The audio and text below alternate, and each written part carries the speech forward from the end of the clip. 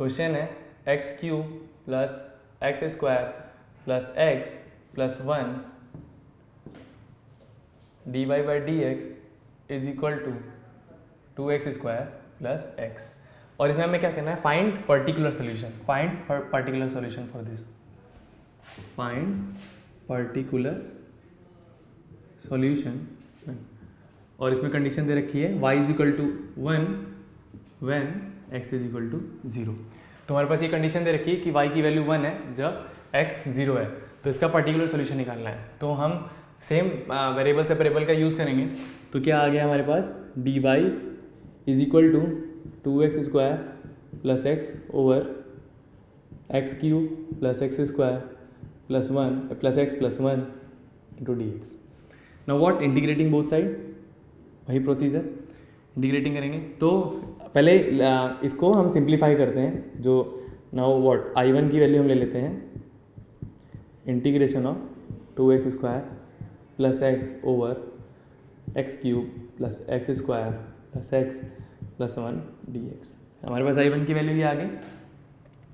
तो उसके बाद हम इसको सिंप्लीफाई करते हैं। तो हमारे पास क्या आएगा, 2x square plus x over, इसमें से एक्स स्क्वायर अगर हम कॉमन लें तो क्या आएगा, x plus 1 plus 1 dot x plus 1।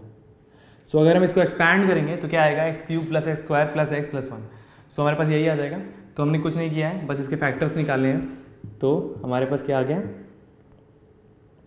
Integration of 2x square plus x over X square plus 1 into X plus 1 to D X. तो इसका इंटीग्रेशन हमें निकालना है। तो ये वाली फॉर्म हमने इंटीग्रेशन में पढ़ी है, हमें पता है कि ये किससे निकलती है, पार्शियल फ्रैक्शन से।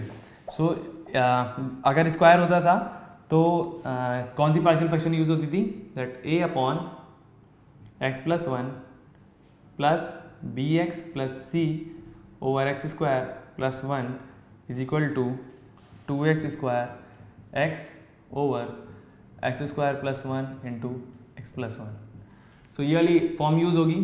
तो क्या हो जाएगा, a into X square plus 1 plus B X plus C into X plus 1 is equal to 2x square plus X. हमारे पास ये आ गया। तो अब हम एक्स स्क्वायर के कोफिशिएंट निकाल लें। तो पहले ये कर लेते हैं, X square plus A plus B X square plus B X plus C X plus C is equal to 2x square plus X. तो एक्स स्क्वायर के साथ क्या आ गया, a plus B X square, X के साथ हमारे पास क्या आ गया, b plus C X and a plus C equal to 2x square plus X. Now comparing both side, तो एक्स स्क्वायर के कोफिशिएंट इक्वल होंगे। तो क्या हो जाएगा, a कहते हैं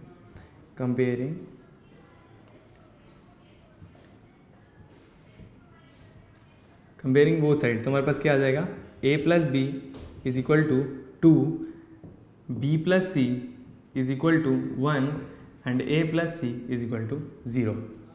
सो हमारे पास क्या आ गया, a plus C is equal to 0। So 3 equation आ गई। तो अब हम इन तीनों की इक्वेशन की हेल्प से a b c की वैल्यू निकालेंगे। तो हमें ये इंटीग्रेशन फाइंड करना है। हम इस तरह से करते हैं, पार्शियल फ्रैक्शन से करते हैं। तो हमारे पास 3 इक्वेशन आ गई, 3 वेरिएबल हैं, तो हम तीनों की वैल्यू निकाल लेंगे।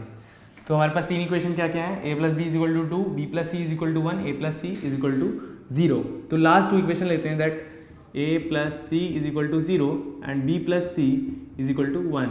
सब्ट्रैक्ट करते हैं तो हमारे पास क्या आएगा, a माइनस बी, ये कैंसिल हो जाएगा, इज इक्वल टू -1।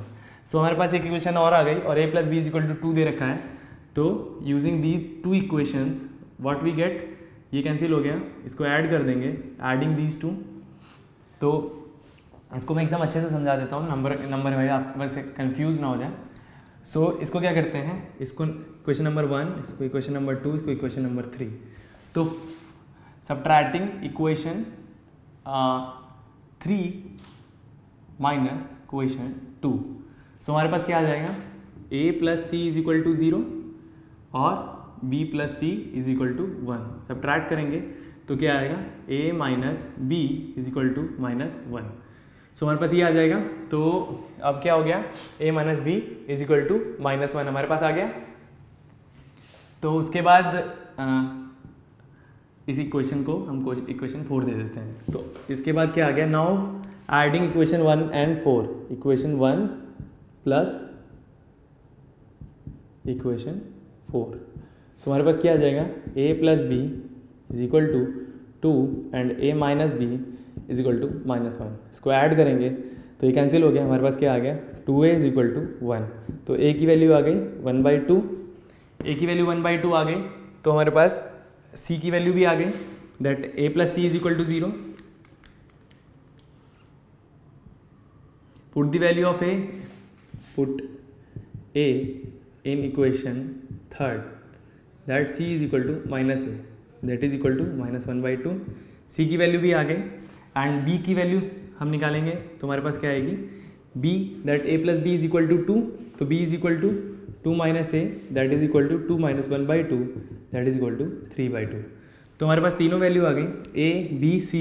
तो फिर हम पार्शियल फ्रैक्शन से इंटीग्रेशन निकाल सकते हैं। तो a की वैल्यू आई 1/2, b की वैल्यू आई 3/2 एंड c की वैल्यू आई -1/2।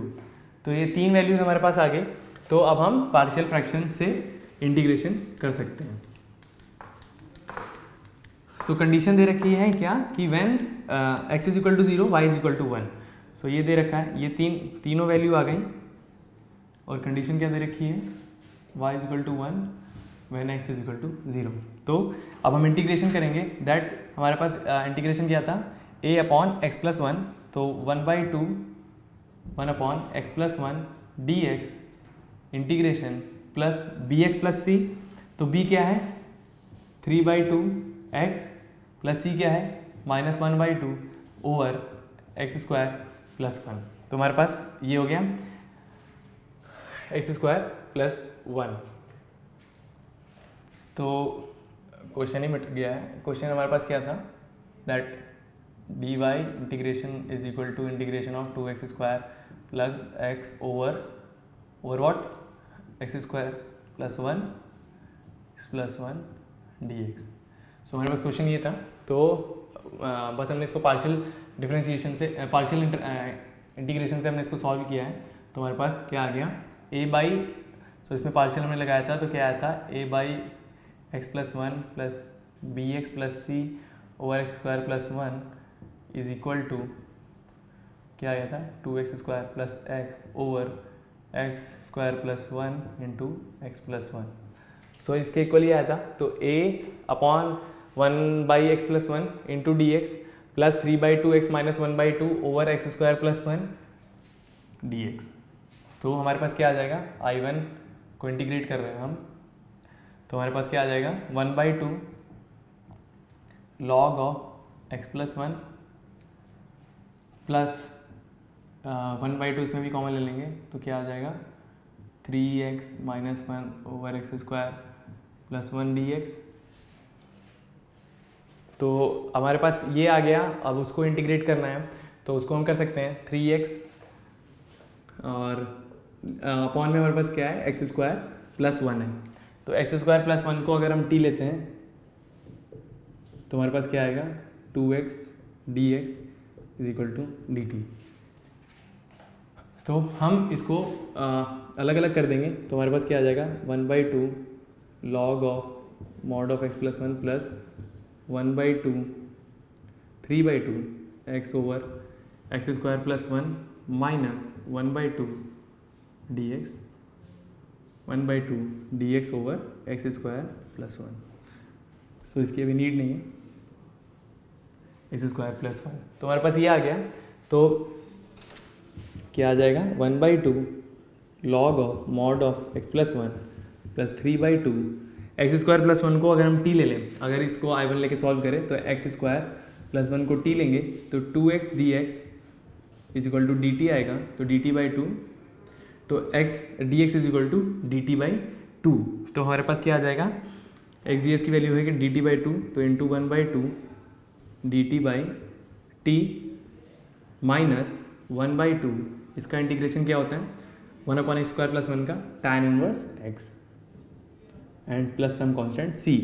तो हमारे पास क्या आ जाएगा is equal to 1/2 log of mod of x plus 1 plus 3/4 integration log of t, तो टी की वैल्यू हम डायरेक्ट रख देंगे x² plus 1 minus 1/2 tan inverse x plus सी।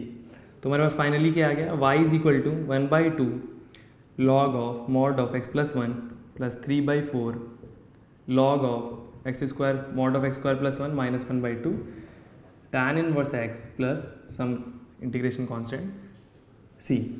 सो हमारे पास क्या क्या आ गया, हमारे पास क्वेश्चन दे रखा था that in we have to find the equation, हमारे पास डिफरेंशियल इक्वेशन दे रखी थी दैट एक्स क्यूब, इसको मल्टीप्लाई करेंगे तो हमारे पास क्या आएगा x³ plus x² plus x plus 1, तो हमारे पास ये दे रखा था over 2x² plus x।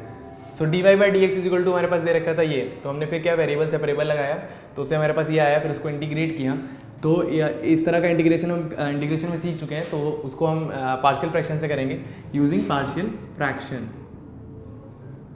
Partial fraction use करेंगे तो हमारे पास क्या आ गया, हमारे पास उसके बाद a b c 3 इक्वेशन आ गई a b c में, तो और 3 वेरिएबल थे, तो हमने उससे a b c की वैल्यू निकाली, उसके बाद फिर हमने यहाँ पुट किया, तो उसके बाद फिर हमने उसको इंटीग्रेट किया, तो हमारे पास ये आ गया log of mod of x plus 1, फिर इसको हमने अलग अलग कर दिया, तो x/x² प्लस 1, फिर x² प्लस 1 को हमने t ले लिया, तो एक ऐसे वेरिएबल t ले लिया, फिर उससे हमने उससे इजी हो गया, तो उससे फिर सॉल्व किया, तो हमारे पास ये आ गया final question. So variable separable से हमने ये किया।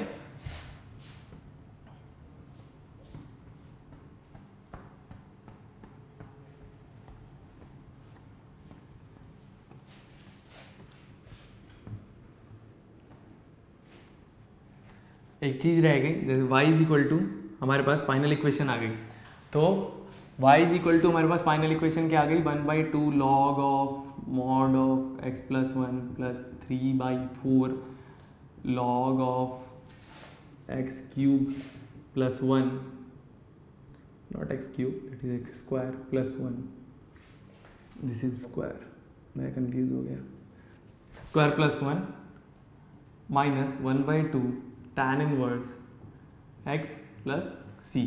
सो कंडीशन दे रखी थी कि when x y is equal to 1 when x is equal to 0, तो हम वैल्यू पुट करेंगे, तो 1 is equal to 1/2 log of 1 क्या होता है, 0 होता है, तो dot 0 plus 3/4 log 1 again 0 minus 1/2 tan inverse x की वैल्यू क्या है 0, tan इनवर्स 0 0, तो ये भी 0 प्लस कांस्टेंट, तो c की वैल्यू 1 आ गई, तो c की वैल्यू हम पुट कर देंगे उसमें, तो हमारी फाइनल जो इक्वेशन आएगी वो हमारे पास क्या आएगी, y is equal to 1/2 log mod of x plus 1 plus 3/4 log of mod of x² plus 1 minus 1/2 tan inverse x plus 1। So final हमारे पास पर्टिकुलर सोल्यूशन क्या आया, ये आया। हमने जनरल सोल्यूशन निकाल दिया था, फिर उसके बाद हमारे पास कंडीशन दे रखी थी that y is equal to 1 when x is equal to 0, तो हमने x की वैल्यू 0 रखी और y की वैल्यू 1 रखी, तो उससे हमारे पास कांस्टेंट जो इंटीग्रेशन कांस्टेंट है उसकी वैल्यू आ गई, तो उससे फिर हमारे पास क्या हो गया, पर्टिकुलर सोल्यूशन आ गया, this is the particular solution, क्योंकि पर्टिकुलर वैल्यू के लिए निकाला गया है, तो उस पर्टिकुलर वैल्यू के लिए जो कांस्टेंट की वैल्यू है वो 1 आई है, तो ये पर्टिकुलर सोल्यूशन है और वो जनरल सोल्यूशन है।